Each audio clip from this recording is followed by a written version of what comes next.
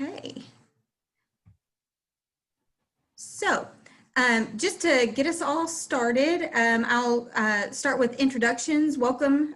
Thank you to all of our attendees who are here for the Creative Business Bootcamp, and which is funded in part by the National Endowment for the Arts and in partnership with the City of Paducah. And thank you to all of our presenters that have so graciously been willing to be a part of this today. I'm going to introduce everybody really quickly. We have Catherine Byers on the phone. If you will kind of wave. She is our business development specialist for the City of Paducah. We have Heather Pierce on the phone. She is the project manager for the Greater Paducah Economic Development. We have Katie Axt on the phone. She is the principal planner for the City of Paducah. We have Greg Cherry here with us. He is Deputy Fire Chief and Fire Marshal for the City of Paducah. We have Stacy Young on the phone, Revenue Manager for the City of Paducah. We have Amy Clark, who is taking over as the Director of Parks and Recreation for the City of Paducah in January. So thank you, Amy, for being here. We have Mary Katz on the phone, Executive Director of the Luther F. Carson Ford River Center. And I think we talked with Mary yesterday, so glad to have you back. We have Tamara Tracy on the phone, our Paducah Planning Director. And we have Kelly Davis on the phone, Member Services Director for the Paducah Area Chamber of Commerce.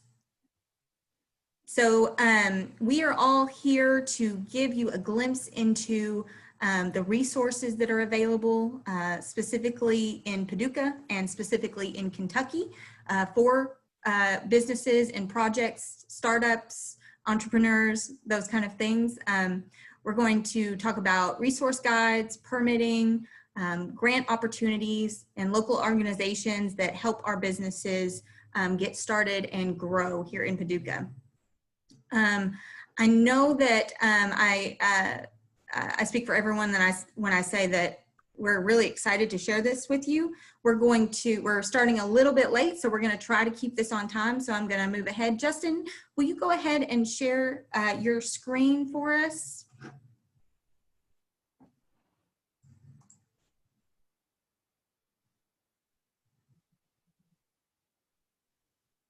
And Justin is going to be helping us with the slideshow today. So we only have one person trying to control the screen at a time.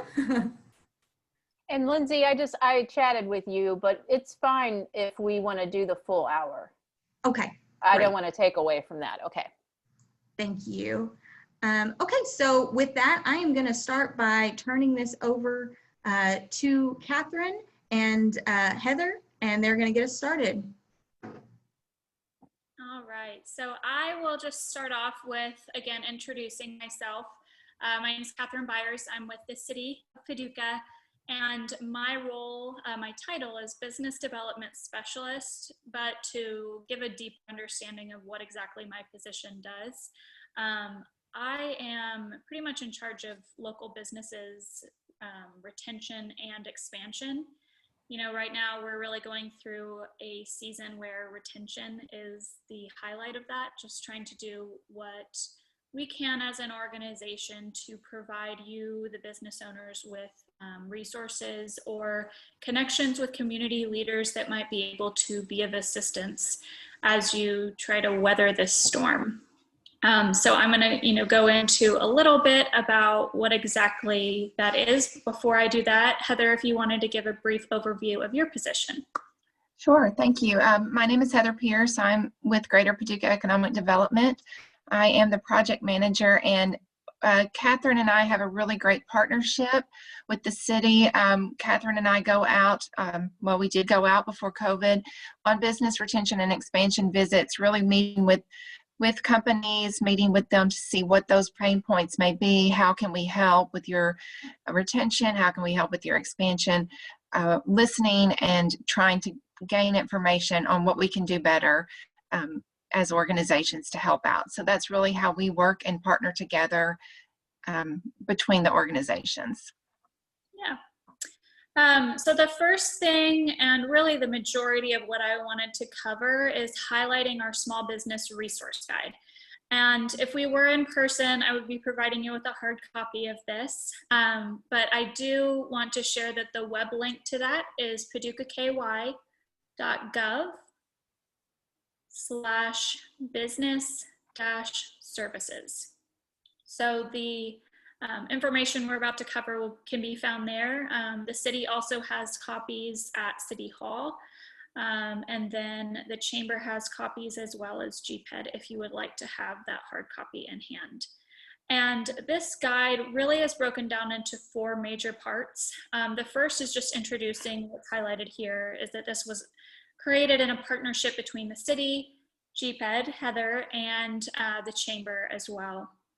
But you guys will hear a little bit from Kelly later on, telling a little bit more about them.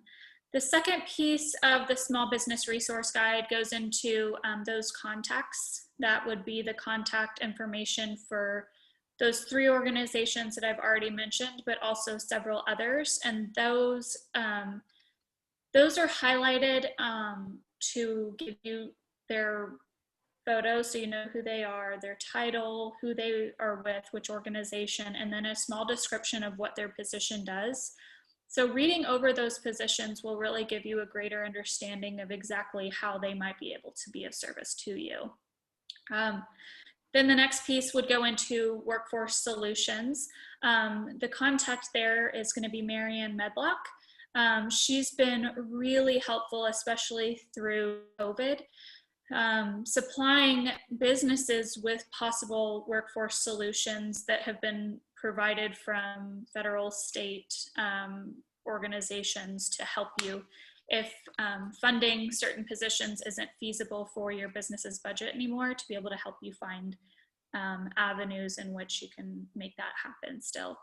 The fourth piece in that is state, local, and federal financial assistance.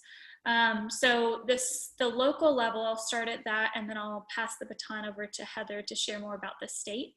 The local level, we really highlight the 4 different grants that are available through through Paducah Main Street. Unfortunately, that's been boiled down due to COVID, but you can see in that what is normally available. Back in August, we were able to accept applications despite the pandemic for roof stabilization and provide actually 4 different recipients with the funds to help their projects. So we were really proud of that, despite having the struggles that we have. So if you and your business are housed within that corridor, I would definitely take some time to familiarize yourself with those grants. And then Heather, you want to share a little bit about the state? Sure. So one of my main jobs here is to really help companies that are coming in or companies that are expanding with the incentive piece of that from the state, and connect those pieces for them and see if there is an incentive that may work out for what you need and work out with what your business plan is. The one that I would say, we have a small business tax credit that may be something that would work, and that is requirements. You have to have 1 employee. You have to have an investment of $5,000, which I think is kind of any kind of business would fit into that. You can go up to larger projects where you have 10 employees, $100,000 investment. And so as that happens, the incentives, of course, get larger. So any of those projects, any of those incentive pieces, I can help with. You can go to thinkkentucky.com. Those are all labeled out. Those are state incentives that we can work through. We can talk with the state project manager, fill out the application, and I can work through that process with you and get those numbers and projections to them so that we can see if those will work for your company, see if that's a piece that we can use and that you can have those tax credits back to your company. And those also, the resources that she was mentioning, or financial assistance, can also be found in that small business resource guide that we're going through. Absolutely. And to wrap this up a little bit, I did want to highlight several of the reference guides. So that's seen in the 3 different bullet points on this slide. We really, I partnered a little bit with Lindsay in this as I developed the permitting guide. Through Heather and I's business retention meetings, one of the things that I found was that people had a hard time navigating how to utilize the city's permitting process. So we really, that's on page 25 of the guide, and that really just walks you through the 13 steps that are available to you, not that you would have to utilize all 13, but seeing how your project would be able to be implemented from the permitting perspective. And then we also, I think we're going to go into this a little deeper on another slide, so I will just mention that the Kickstart meeting guide, that also can be found on page 28. So I'll let the customer experience department share what those are, but the guide on how to utilize that can be found there. And then page 26 and 27, if you've never, created a business plan, this is really kind of a resource that you can utilize to kind of walk you through that process. I definitely would lean on your accountant and your attorneys as you develop that, just to make sure that you have all of your boxes checked. But that's pretty much what I've got. Before I hand it back over, I was just going to say, if any of this is something that you guys would like to go into a little bit deeper and have a longer conversation, I'm always available to set up a virtual meeting right now, just with COVID, to talk about what those pain points are, how we might be able to be of service. And with that, I'll hand it back to Heather for her final comments. Yeah, I would second that. I'm available by phone, Zoom, whatever works best for you. About questions about incentives, they can be a little bit confusing about what works best and what's available. So please just feel free to call me here at GBED. But thank you. We appreciate it. Thank you, Catherine and Heather. We'll move on to the next slide, where I'll tell you a little bit more about customer experience and what we're all about. So again, I'm Lindsay Parrish, City Clerk and Director of Customer Experience. And back in 2019, in July of 2019, we launched the Customer Experience Department as part of the New Day initiative here at City Hall. So we changed things up a bit.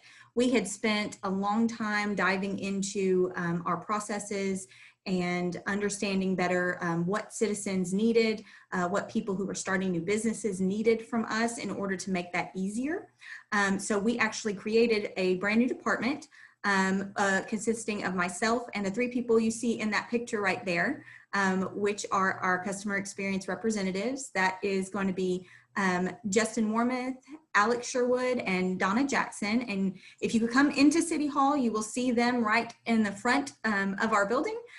They are there to help with being a liaison for permitting projects, helping people get up and running. They also assist with inquiries, getting people to the right department, complaints, making sure that resolution is reached for those complaints, making sure that we're following up on those, and making sure that we are providing a good experience for everyone who interacts with City Hall and any of our departments. We have a mission statement for our department that we want to place citizens at the center of every decision by focusing on communication, consistency, and culture. Those are the 3 things that really stood out to us when we were researching how do we improve, is consistency, communication, and culture. So those are the things that we're striving to do. It is a process, but those are the main things that we are focused on.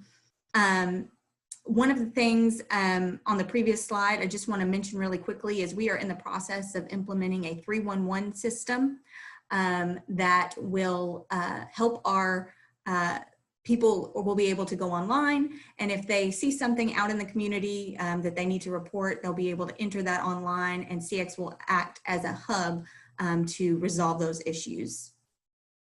So Catherine touched on it really quickly, but we do have Kickstart meetings, and those started back in 2019 for the first time, and they are kind of like a pre-application meeting. So if we have a citizen who is wanting to start a business, take on a renovation project, create a new subdivision, multiple different types of projects that we help with. They have an opportunity to sit down with key staff members from each department to get input, to understand what that process is going to look like, what timelines are going to look like, and really get a better idea of how to get that launched and started so that there are no surprises throughout the process. Typically, the projects that would benefit from a Kickstart meeting are major subdivision projects, things that are like apartment buildings, new builds, changes of use, commercial site developments, or smaller projects that may not have an engineer or an architect oversight, or if this is your first time going through a permitting process, business licensing process, alcohol application process. So those are the things that benefit the most from these type of meetings. These meetings are scheduled every other Wednesday at 1 p.m. And in order to sign up for one, you just have to reach out to the customer experience department, and you see our email address there, which is customerexp@paducahky.gov, and we can get you set up for something like that. On the next slide, just really quickly want to touch on a new thing that we started back in February of this year, and that is Scope My Project. This is an interactive online solution that people can use when they are thinking of starting a new business and need to know what all they need to do if they're thinking of locating here for the first time, or if they are renovating in order to start their business. This is something that is very, very helpful to people. We partnered with OpenCounter, which is the company that creates this solution, and they are based out of San Francisco. And they are really the leading people in this area at the moment for this type of scoping tool. This does I like to say that this does for permitting and licensing what TurboTax does for tax preparation type work. It's that type of interactive thing where you get to select things that are specific to the project that you want to do. So there's two different portals. There's the zoning portal that allows users to explore where different business types are able to be located in the city of Paducah. So if you type in, I want to create an art studio or a yoga studio, it will recognize what that is. It will show you the correct type of use that is, and will show you where on the map you can put that in the city of Paducah. There's also the business permitting portal, and that has a lot more to do with what type of permits you need in order to do construction work. The business licensing aspect of it that Stacy is going to talk about later. It also has information on alcohol licensing, all different types of permits and licenses that you might need in order to get that up and running. So if you are looking to do anything like that, I suggest this is a really great place to start. And with that, I'm going to turn it over to our principal planner, Katie Axe, to take it from here.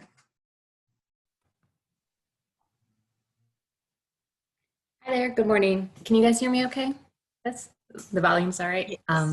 So I'm Katie Axe. As Lindsay mentioned, I am a principal planner for the Paducah Planning Department. I'm also the Main Street Director, and I oversee downtown redevelopment. So I wanted to spend my 5 minutes kind of talking about our grant programs and incentives for downtown, and specifically, you know, the opportunities that are available, that if you are a business and you're looking for a location, downtown is a really great place to locate your business as the central kind of business district of Paducah. So at the local level, we have 4 downtown development grants, and probably the one that is most important to this audience is our new business grant. So that is available for businesses that are either starting up or relocating outside of the district, which you can see on the slide that is in yellow. Generally, it kind of follows a geographic area of Water to 7th, 8th Street, and then Kentucky to Jefferson, with a few outlying areas that kind of capture the larger commercial district. But For new businesses, we offer reimbursable grants of up to $11,250 for the build out and the equipment of a space.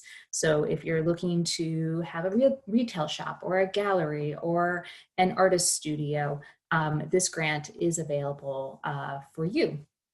The second one is about facade and beautification. Again, a lot of these or all of these are about the buildings and the infrastructure. And that's really to kind of balance from a goal perspective, getting businesses into our commercial businesses, redeveloping those, activating these spaces, and preserving the historic district and those buildings that make this area unique. So in addition to new business, which is about the build out of the interior space, we also have grants available for facade and beautification, for new paint, new doors, new signage, windows. That is available for businesses that are located in this area. And then as Catherine had mentioned, one of our most kind of utilized grants is roof stabilization. This is to rehabilitate roofs of historic buildings because of our goal of historic preservation. And so when the roof goes, that puts the building at risk because of water damage. So we pay for up to 50% of a roof project through our roof stabilization grant, and that is available to properties located in this area. And then the last one is upper story residential. And so in addition to this being downtown, being a commercial district, we also have the goal of this being a urban neighborhood where people live here, people work here. It is a place for locals, it is a place for tourists. It's that central kind of destination and meeting location that's really activated with lots of different uses. And so we have a grant program in place to support residential in our stories. And again, this is about the build out of those spaces.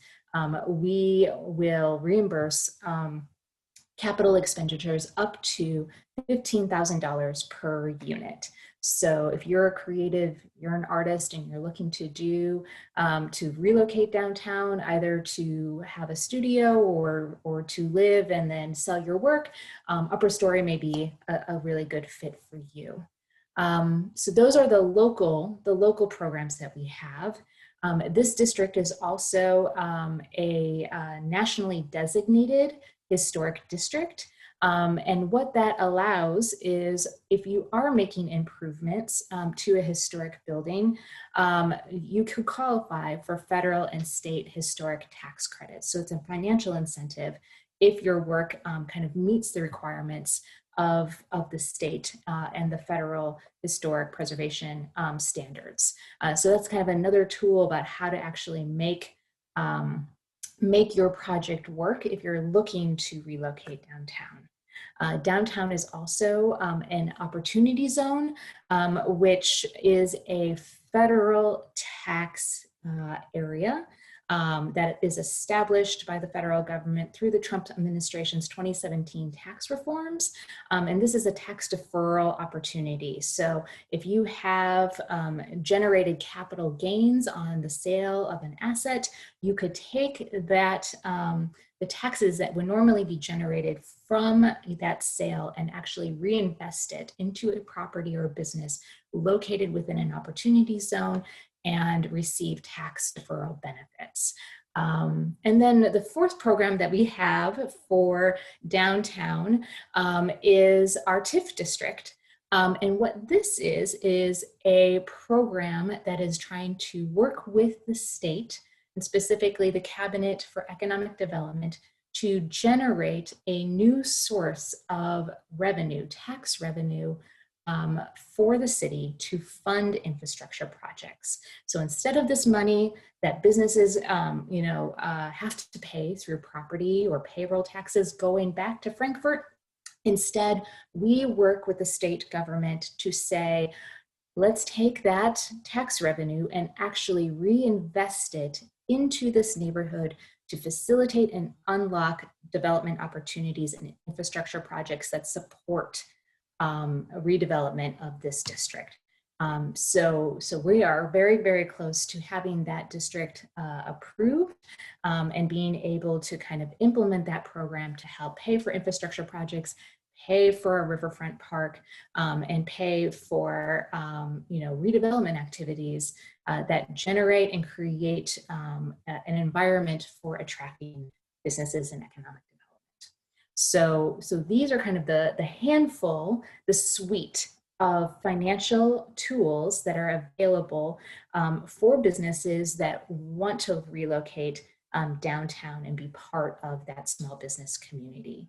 We have more information on all of these programs on our website, and I'm happy to talk with people individually or as a group to kind of talk about how do you actually utilize these to make your project or make your business work in this location. That's it. Thank you. Thank you, Katie. Next, we're going to hear from Greg Cherry. Good morning. I'm Greg Cherry. I'm the Deputy Chief of the Fire Prevention Division for the City of Paducah. We cover all the building inspections, electrical inspections, fire inspections, and code enforcement for the city. State law requires that any building, electrical additions, renovations require permits from the city. All the laws and regulations we enforce are the same statewide. There's nothing that's specific to Paducah. It's a statewide code that we enforce. If you want to move forward, next slide.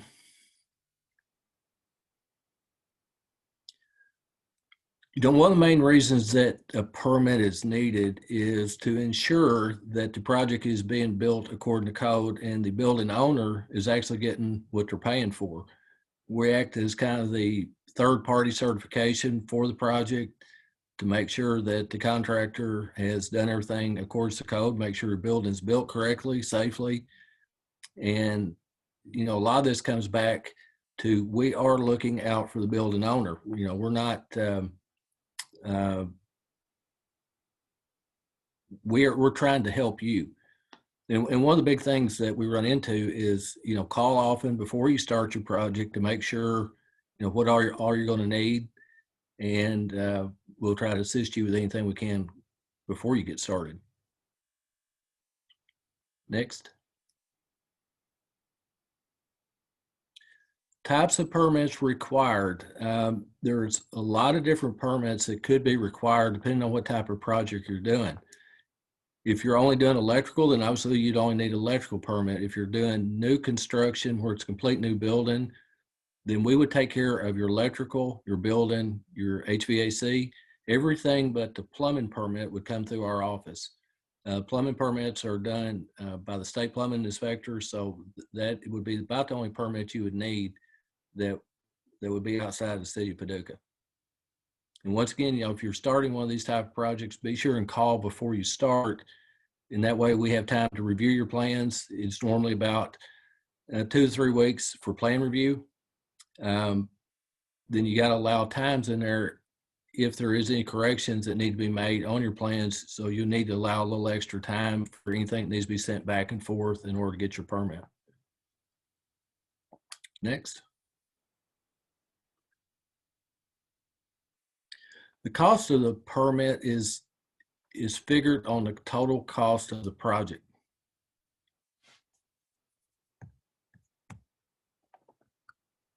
You still there? My screen went blank.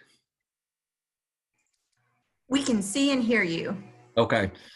The cost of the permit is depending on the scope of the project. So it's based on a percentage of what the total project is.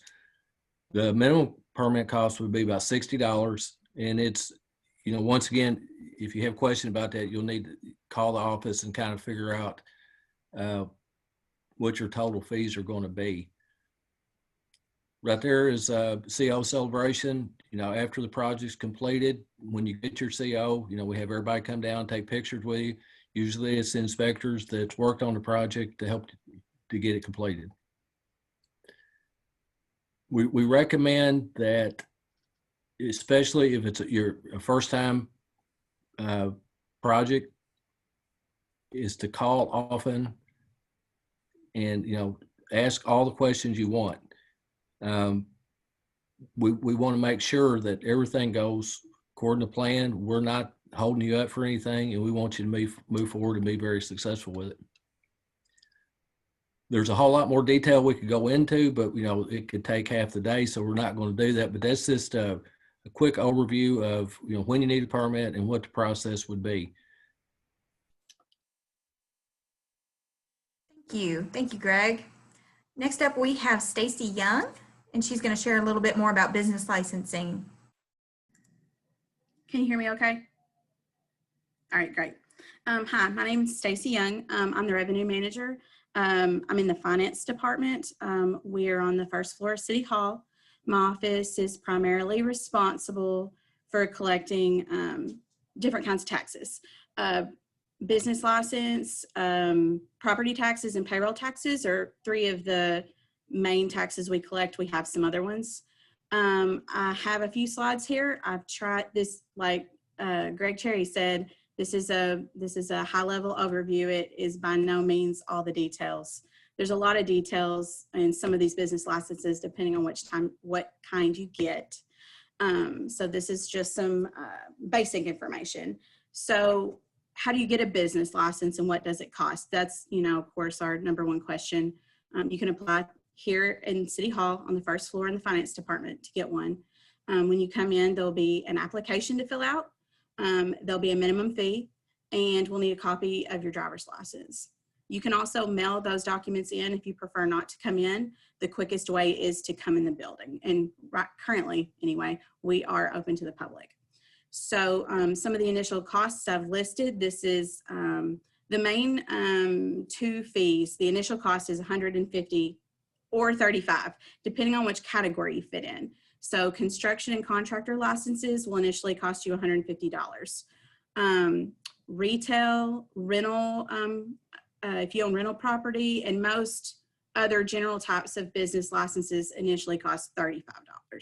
There are a few I've listed. I'm not going to even read them out loud. They are very specific that have different initial costs, but those are the construction, retail, and rental are, it's either going to be $150 or $35, depending on which category. There are a couple exceptions, but not many. So Justin, could you move to the next slide, please?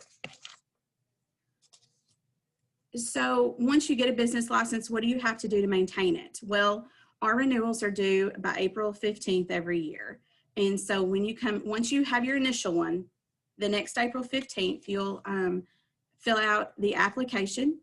There'll be a fee based on how much money you made in the city limits. And we'll also need a copy of your federal tax return. So you'll always pay the minimum, but the business license fee could be more depending on how much money you made in the city last year. And I've also included a little bit on this slide about what other taxes my office collects in relation to business license. And the City of Paducah has a 2% payroll tax. So that's on any W-2 employees you have. So you would withhold 2% and you would remit that to us quarterly. This 2% is based on where people work and not where they reside. We get that question a lot. I've also included a little bit about an alcohol license, which Lindsay Parrish has talked a little bit about. We collect the city ABC. There's a lot of different types of alcohol licenses and fees. I didn't include those, but if you are going to begin that process, Lindsay is really the best place to start that. And then I put the last sentence there on this slide is if you're an insurance company. There's probably not any insurance companies with us today, but if there is a quarterly insurance premium tax collected. Justin, could you move to the next slide, please? So this next slide is really just some frequently asked questions. People ask me, what if my office is not in the city limits? Well, it doesn't really matter where your office is. If you come into the city to deliver, sell items, or perform a service, a business license is still required. People ask us all the time, what if it's a one-time job? Well, the only really one-time job license we have right now is a contractor. It's really exclusive to contractors. They can pay based on a contract amount, but everyone else, even if it's a one-time job, you would still need a business license. What if I own rental property? A lot of people think if you own rental property in the city limits of Paducah, that's not included in this. It is. If you own rental property in the city limits, a business license is required. What if you're an independent contractor? If you're a W-2 employee and you're being paid, you do not need a business license. But if you're not a W-2 employee, or you receive a 1099 for work done inside the city, then a business license is required. I put a few examples of things that people, if they're in what they would consider an independent contractor, they would need. Like if you work for a construction company and get paid by the job and you're not a W-2, you need a business license. A hairdresser that rents a booth would need one. If you rent or lease a booth at an antique shop, you would need a business license. There's lots of different types, too many to list here on these slides, and too many. I didn't talk a lot about the rates on each of these business licenses because there's so many. So if anyone on the call here today has more questions, please feel free to call our office and we would be happy to discuss those details. Greg Cherry briefly mentioned certificates of occupancies or COs. Those are required before you get a business license. If you're starting a restaurant, we need a health department certificate. There are some things that are not on these slides that are required before you get a business license. I just tried to put together a brief overview of everything. So if Justin will go to the next slide, the last slide is really just where we are, which I've talked about. We're in City Hall, our hours, our phone number. We have a dedicated email address if you just want to email us a question. And I've also listed the chapters of ordinances that pertain to the types of tax I've talked about today. So I think that's about it. Thank you, Stacy. Thank you very much.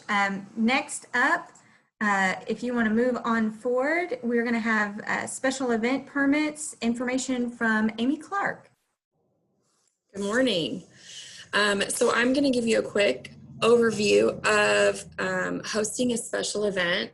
These are also known as public assembly permits, is what you would be looking for on those cities' websites. So they're interchangeable. If you're getting a public assembly permit, you're getting a special event permit. It just depends on who you talk to is what they call it. So basically a public assembly permit is for any event that you want to host, whether it's as simple as an open house for your business or even greater, like a partnership with other businesses to host somewhat of a festival, a block party, anything like that.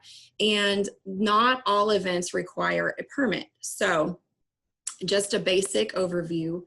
If you are going to be blocking the normal flow of traffic, so say you're going to be blocking off an intersection to do a block party, if you're going to be closing a street so that you don't have through traffic, even in the park, if you're going to host a 5K and you're going to be closing the park, you would need a public assembly permit.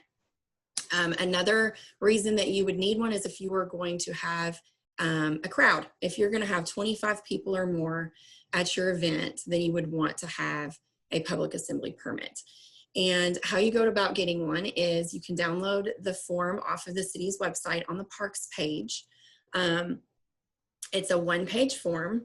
It's really simple to fill out, and it'll just basically have some questions on there that you want to make sure that you include in your application. So are you going to need utilities? Are you going to need, are you going to have food vendors? Are you going to need barricades or delineators? Are you going to need police security?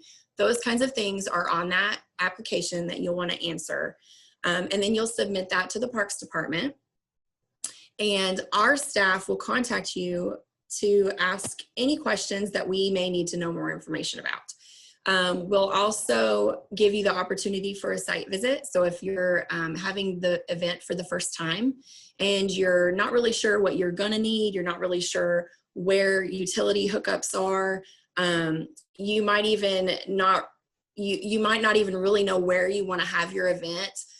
We can help you with that process, and we can figure out where the best location would be. If you do need traffic control, if we do need to block off a street for you, our staff will help you determine that so that we can make sure that your event runs smoothly and you don't have any issues the day of with any kind of setup. So our office will help you do all of that. And then once the application is completely filled out, all of our questions are answered, you guys don't have any questions, we will submit that through the approval process, which goes through all of the departments and gives them the opportunity to review the event and ask any questions that they might have that we haven't thought of, just to give that final review. And then once everybody's approved it, you will get a copy of an approved permit in the mail that shows you who your contact information is for the day of. If you need trash receptacles, then there will be a contact person on there for Public Works to line that up. If you need police security, there will be a contact person on your permit to line that up. So basically the permit that you get in the mail will have all of the contacts that you'll need for the day of, and it'll kind of describe and define your event, what you've requested, and what's going to be provided. So that's a quick overview. Justin, if you want to go to the next slide. Some things that you'll want to consider when you're filling out your application for an event are location of your event, if you're going to need utilities, if you're going to have food vendors, they might need power. Some of your food trucks will have generators, so you won't have to worry about that, but some will actually need a power connection. Some need water connections. Anything city service needs that you'll need, trash receptacles. A lot of events require a fire lane. The fire department requires a fire lane for some of the events. You will be required to provide insurance, especially if it's on city property. And of course, right now with post-COVID, we are now including social distancing requirements. So you'll come up with a plan for how you're going to host your event, provide social distancing, if you're going to require masks, all of those kinds of things we're asking on the front end now for event permit applications. So, and I think that's all I've got. Thank you, Amy. Next up, we have Mary Katz and also Tamara Tracy to talk about our new Creative and Cultural Council. So Tamara and Mary. Great. Hi, everyone. Can you hear me? Hello? Yes, we can. Okay, great. And Tamara, you can just jump in wherever. So there's a new Creative and Culture Council in Paducah. It was an initiative of the city's strategic plan to create this council for the purposes of improving arts and culture within the city, and just creating a really vibrant artistic and cultural community. And we will be undertaking initiatives that support the creative economy in the city.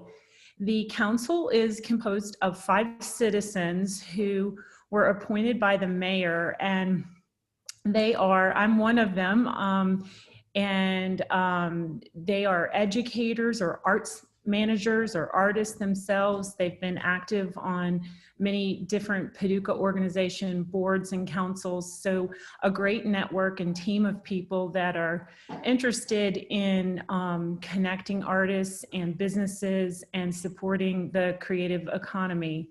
We are in the process, we will be meeting monthly. We are joined on our team by the city planning director and the neighborhood project planner and the grants administrator, Ty Wilson.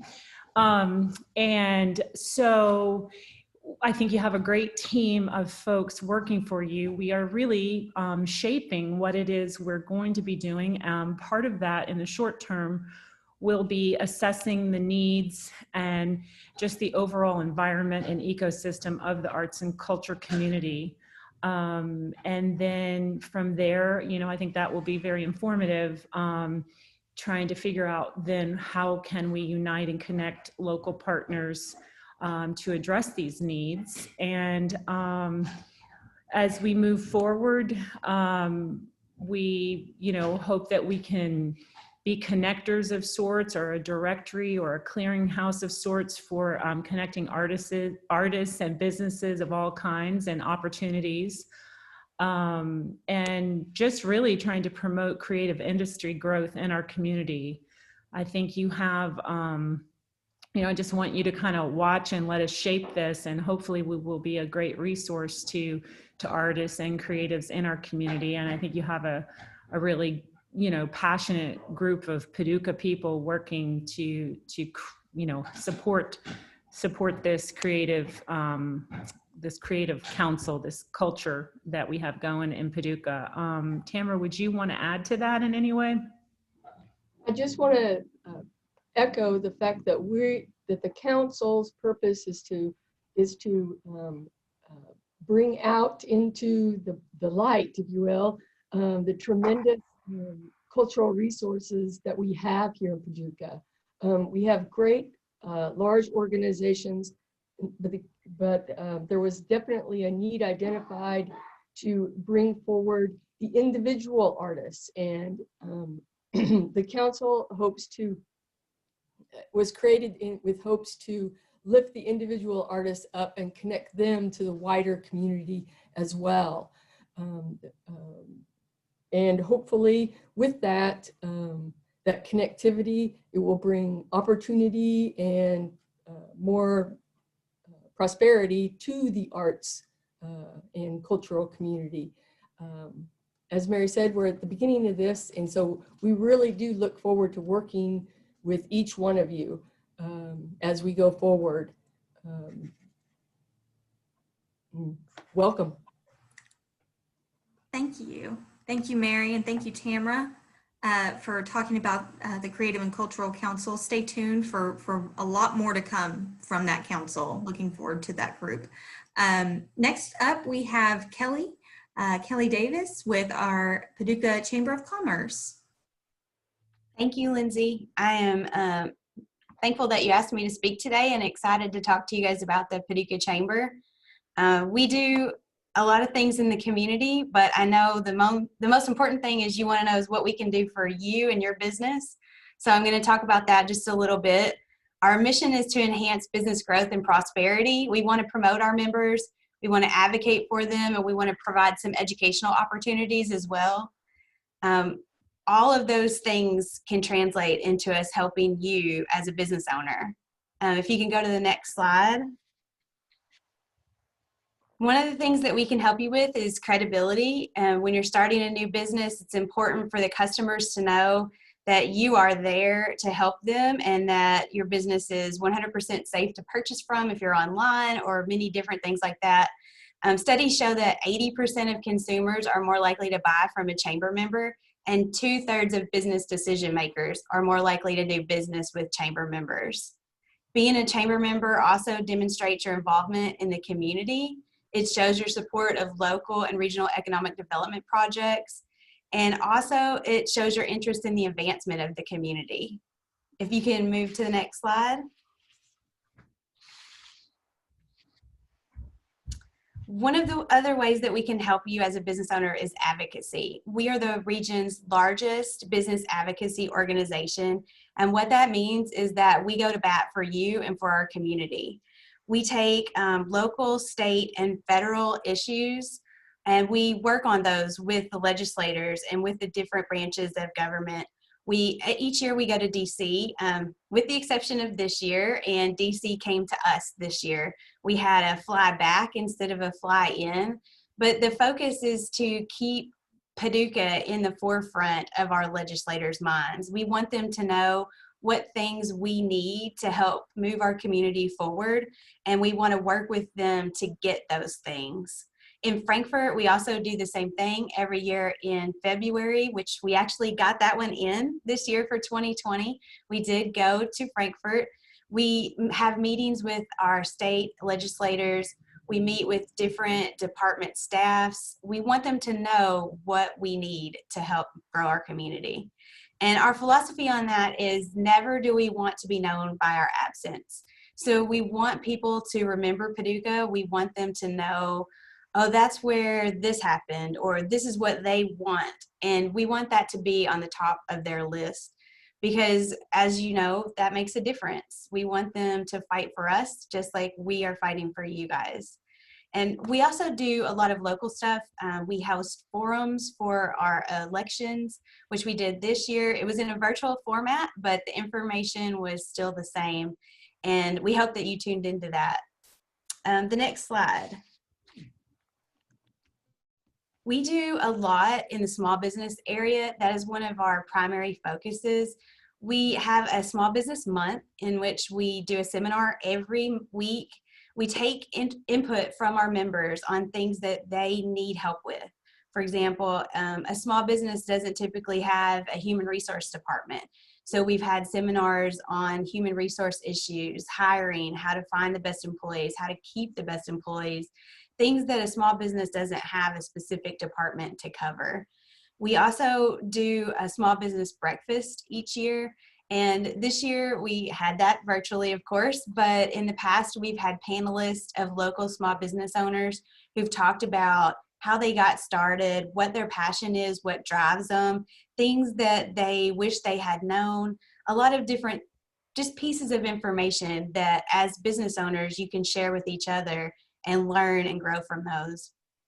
We like to celebrate with our new companies, our new entrepreneurs, and our new expansions. We host ribbon cuttings, and even in the COVID environment that we're in right now, we're still hosting those ribbon cuttings. We actually have 2 today, one that just started a few minutes ago and another one at 2 this afternoon for new businesses in the community.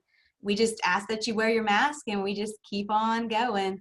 But we want to celebrate. We want to promote those businesses on our social media outlets and also on our website and through our weekly newsletter.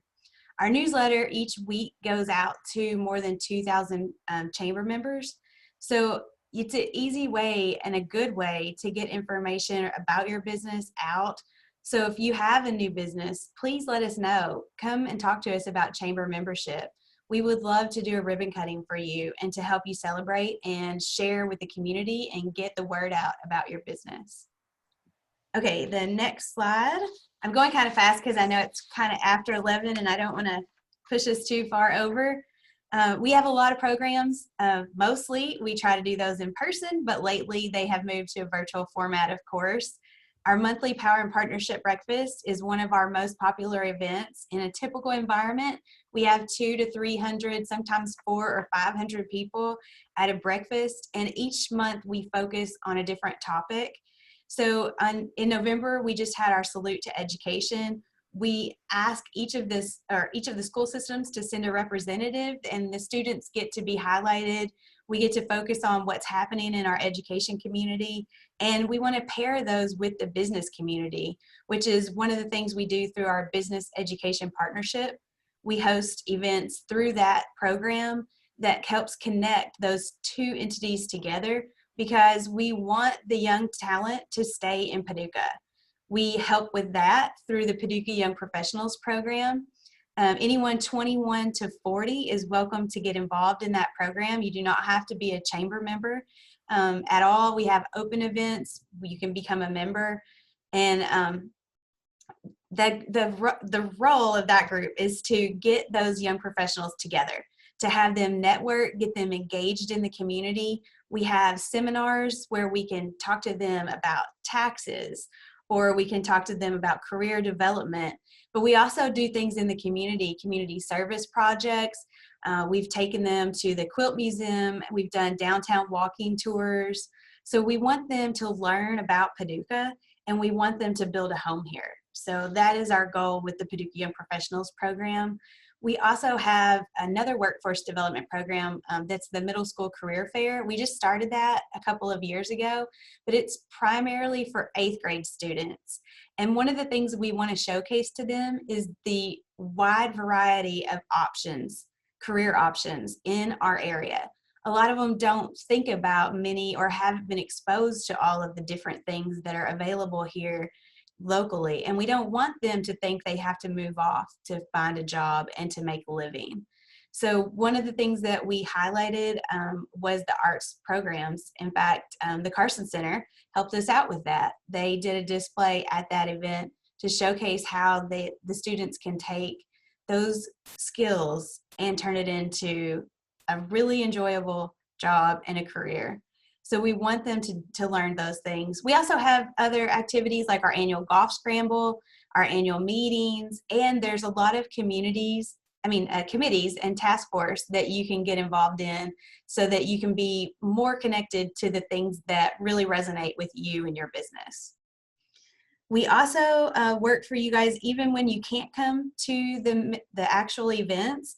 Our website lists all of our chamber members. We get calls on a daily basis asking for referrals. We only refer our chamber members, and we send out relocation packets also to people who are interested in moving to our area. So we do a lot to get the word out about our chamber members, even when you guys can't participate in the actual events. And the last slide is we ask you to follow us on Facebook. Social media is Twitter, Instagram, Facebook, or you can check in at the Paducah Chamber website at paducahchamber.org. All of our events upcoming and a lot of the virtual events that we've been doing, you can go on our website and see those replays of all of our seminars and our breakfasts. So if you missed any of those, you can check them out on the website. And if you have any questions at all, you can reach me at the chamber office, send me an email. It's kdavis@paducahchamber.org, or give us a call. And if there's anything we can do to help you, we definitely want to do that. We want to support our small business owners, and we want to see you guys grow. Thank you, Kelly, and thank you to everyone who has been part of this presentation today. If you'll move forward just one more slide, we have contact information for everyone who has been on the call today. Thank you to our presenters.